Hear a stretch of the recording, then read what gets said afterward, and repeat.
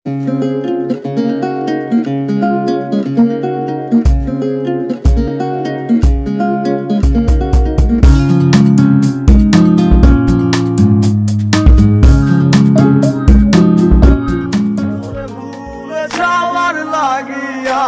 ভালোবাসিনি, সব ভেঙে যাবে ভাবে ভাবতে পারিনি, তুই ছাড়া কে বন্ধু।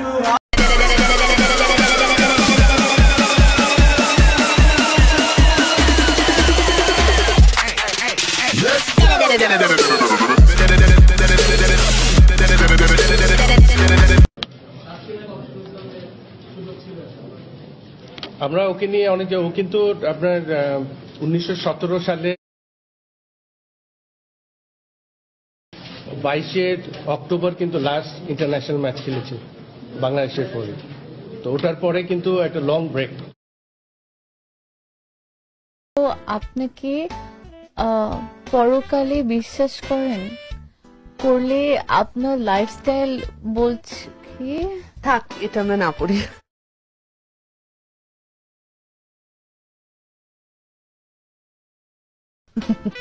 না, আমি পরকালে একদমই বিশ্বাস করি না। আমি আসলে যেটা দেখি না বা যেটা দেখি না আসলে ওটা আসলে কখনো বিশ্বাস করি না।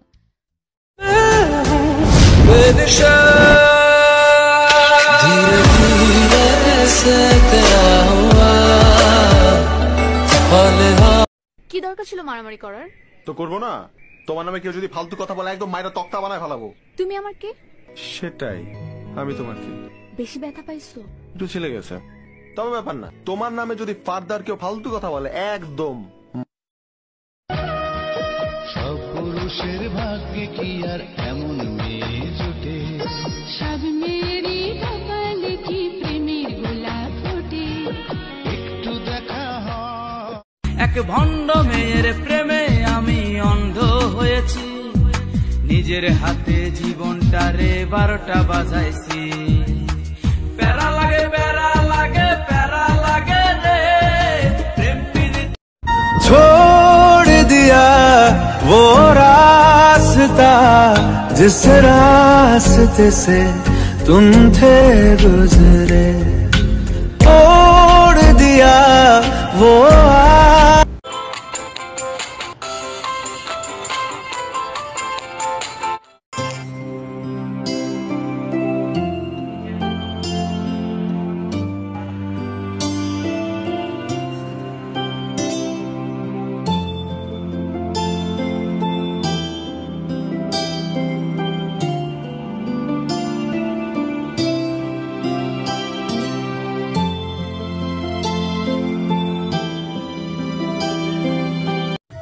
কি জাদু করেছো আমাকে, চোখ বুঝলেই দেখি শুধু তোমাকে। যখন তোমার কেউ ছিল না তখন ছিলাম আমি, এখন তোমার ছবি আজ পর হইলাম আমি। আমার তুই বেঈমান বলে করলি অপমান। আমাদের বিশিষ্ট কন্ডাক্টর এটা হচ্ছে আমাদের ডাক্তার সাহেব, আমাদের টিকে ম্যান্ডেলিকের মালিক, আমাদের পুলিশ ভাই, তো কাস্টম অফিসার এখানে আমাদের। তোমাকে ভালোবেসে ভুল করেছি, তোমার কোনো টাকা নাই। হয়নি, তুই আমার লগে প্রেম গেম খেললি। এখন আমি পয়সাওয়ালা বয়ফ্রেন্ড পাইছি, যাও এখান থেকে। আজকে তোরে শিক্ষা দিমু। তোমার কি গার্লফ্রেন্ড আছে? না, নাই ভাই, কি আসে।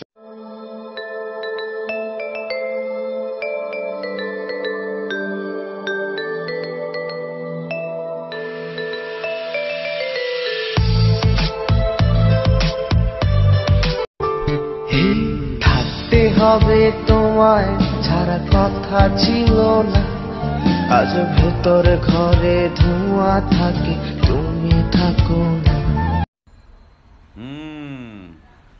ব্যাপারটা বোঝা দরকার। কি বুঝো নাই ব্যাপারটা?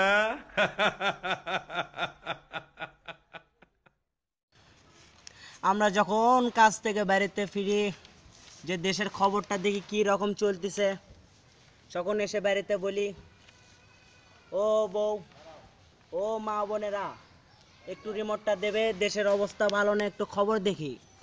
তখন ওরা উল্টে ঝাড়ি মেরে বলে, কি বলো তুমি, একটু পরে শুরু হবে কিরণমালা। কি বলেন? ঠিক ঠিক। তারপর যদি আমি ওই রিমোটটা যদি না নেই, আমার দেশের খবরও জানা যাবে না। কি বলেন? ঠিক। আর ওরা সারা দিন রাত কাজকর্ম ফেলে দিয়ে কি পাইলো ওই টিভির পিছে? তারা শুধু কিরণমালা, জলনপুর, আরো পাখি, কতই না আরো নাটক দেখে।